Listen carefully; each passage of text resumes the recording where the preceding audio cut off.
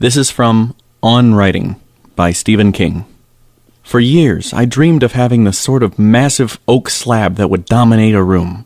In 1981, I got the one I wanted and placed it in the middle of a spacious, skylighted study in the rear of the house. For 6 years, I sat behind that desk, either drunk or wrecked out of my mind. A year or two after I sobered up, I got rid of that monstrosity and put in a living room suite where it had been. In the early 90s, before they moved on to their own lives, my kids sometimes came up in the evening to watch a basketball game or a movie and eat pizza. I got another desk. It's handmade, beautiful, and half the size of the T-Rex desk. I put it at the far west end of the office, in a corner, under the eave. I'm sitting under it now. A 53-year-old man with bad eyes, a gimp leg, and no hangover.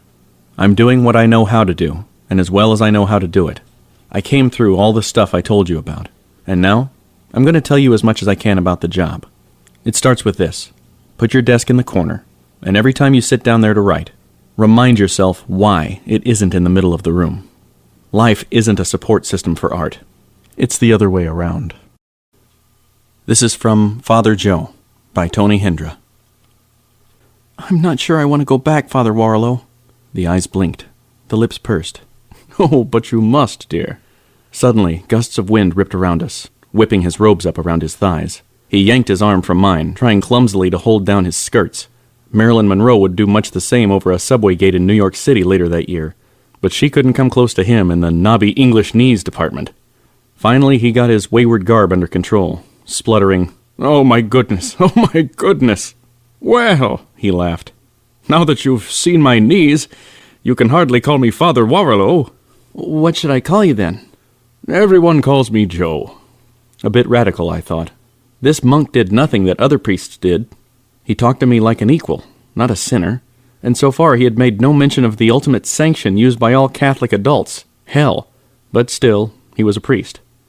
Well, how about Father Joe? Father Joe it is. He retucked his arm through mine, and back we went through the wind-whipped woods.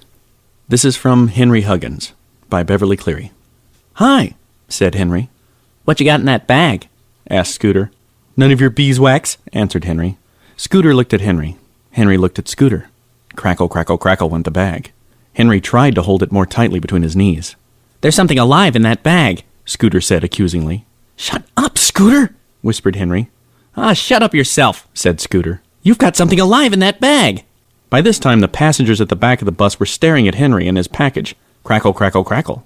Henry tried to pat Ribsy again through the paper. The bag crackled even louder. Then it began to wiggle. "Come on, tell us what's in the bag," coaxed the fat man. "Nothing," stammered Henry. Just something I found." "Maybe it's a rabbit," suggested one passenger. "I think it's kicking." "No, it's too big for a rabbit," said another.